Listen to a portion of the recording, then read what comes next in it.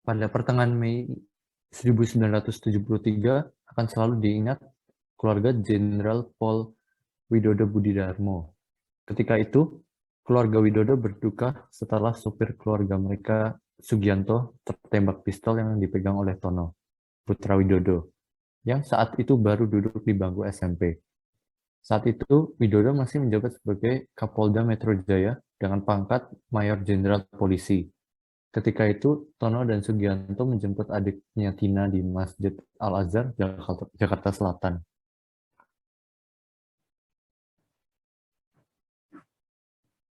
Wah, tumben sekali. Ini kamar papaku yang nggak dikunci ternyata. Wih, lacinya kebuka. Apa ini? Ini kayak pistol. Mungkin aku harus tunjukin ini ke Pak Suripto mungkin. Ya sudah, aku harus pergi. Aku udah ditunggu.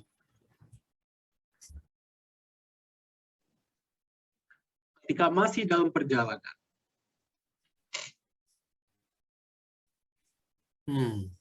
Pak Suripto, tadi ketika di rumah di kamar papa, aku nemuin ini dari laci papa. Oh, itu pistol ya, Axel? Apa itu ada isinya? Coba aku lihat. Kayak kayak nggak tahu ya, kayaknya nggak ada mungkin ya.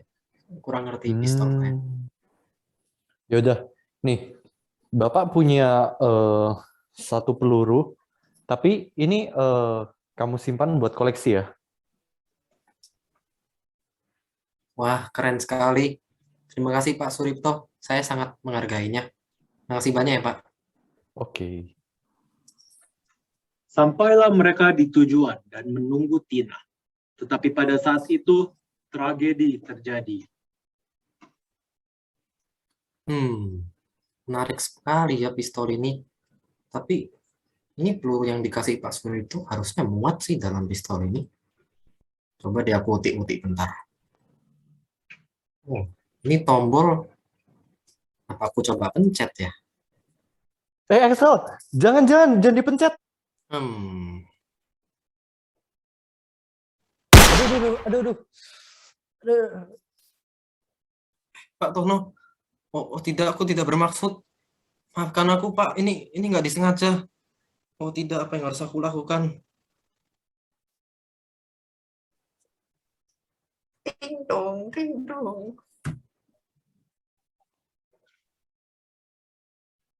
Halo? Apa? Ini Excel, Pak. Saya tidak sengaja menembak Pak Suripto, Pak. Dan ini bukan salah Excel, Pak. Saya nggak sengaja, Pak. Saya tidak bermaksud. Apa yang harus Excel lakukan? Waduh, tenang Axel. Akan Papa bicarakan dulu ya dengan rekan kerja Papa. Tenang dulu ya Axel. Saya akan coba bicarakan dulu dan coba cari solusi ya. Baik, baik, Pak. Terima kasih, Pak. Oke. Halo semuanya, selamat siang. Maaf atas rapat dadakan ini ya semuanya. Wah, ada apa nih Pak? Apakah ada urusan dengan negara ini Pak? Bukan. Jadi kita berkumpul saat ini karena ada musibah yang menimpa keluarga saya. Oh, wah, ada apa ya, Pak? Apakah ada yang bisa kami bantu? Ya, jadi tadi supir saya dan anak saya, Axel, sedang menunggu anak perempuan saya di sekolah. Tetapi Tono tidak sengaja menembak supir saya menggunakan pistol yang saya simpan di rumah saya.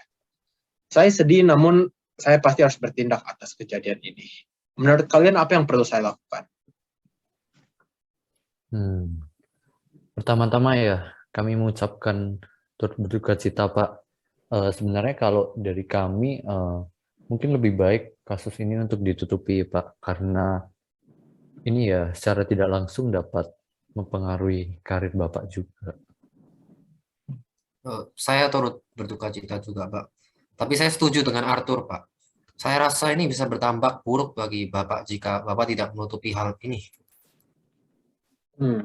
Saya mengerti pendapat kalian. Walaupun terima kasih atas pendapat kalian, tetapi setelah saya pikir-pikirkan, saya memutuskan untuk menempuh jalur yang benar, yaitu adalah menyerahkan anak saya untuk dihukum sesuai dengan tindakannya. Bagaimana dengan pendapat kalian? Memang menurut saya pribadi itu adalah keputusan yang tepat karena itu berintegritas, Pak. Tapi Bapak perlu sadar dengan risiko yang harus Bapak tanggung, itu tidak bertemu dengan anak Bapak selama beberapa tahun. Apakah itu tidak masalah, Pak? Walaupun sebenarnya risiko tersebut ada, nyata, dan memberatkan hati saya, tapi ini adalah jalan yang benar. Saya akan menempuh jalan hukum, sesuai dengan yang saya katakan sebelumnya. Terima kasih ya untuk rapatnya dan waktu kalian. Oke, baik, Pak. Baik, Pak. Terima kasih.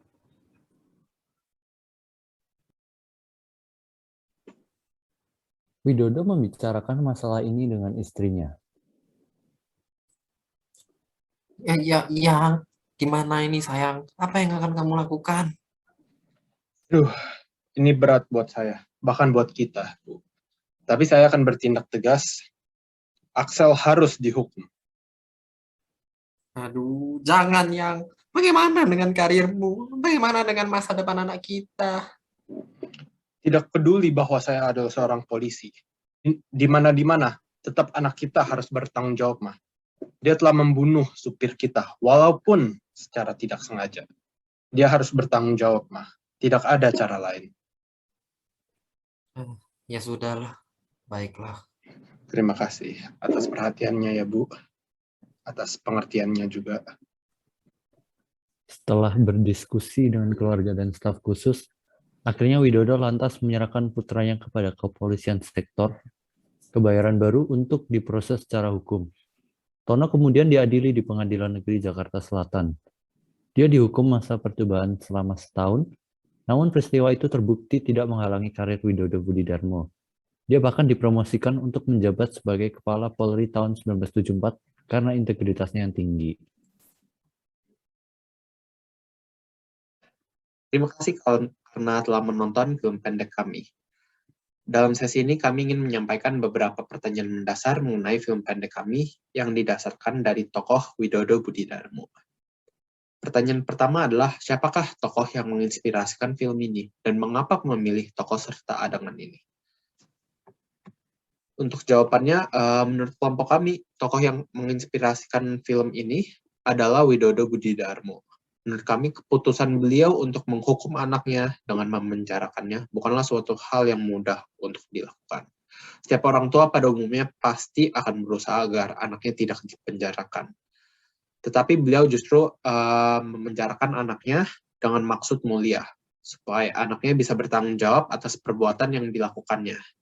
Ketiga yaitu, apa yang akan menjadi keprihatinan dan Jadi apa yang dilakukan bisa tokoh tersebut dilakukan? kalau beliau hidup di zaman sekarang? Yang menjadi keprihatinan yang dilakukan tokoh tersebut adalah bertanggung jawab, berani, dan jujur dalam tindakannya. Bertanggung jawab karena dia rela menyerahkan anaknya ke pengadilan, bahkan sampai kalau jabatannya harus dicabut pun, dia tetap bertanggung jawab untuk perbuatan anaknya. Berani karena beliau mengambil keputusan yang berat, yaitu mengirimkan anaknya ke pengadilan.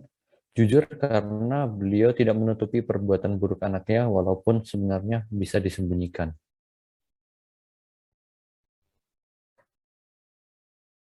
Baik kelompok kami ataupun penonton sekalian untuk ya mencontoh dan meneladani semangat beliau di masa sekarang.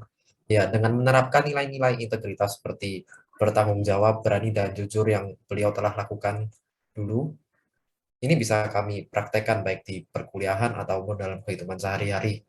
Contoh mudahnya adalah seperti jika berbuat kesalahan, kita berani mengakui kesalahan dan mengambil tanggung jawab untuk kesalahan kita.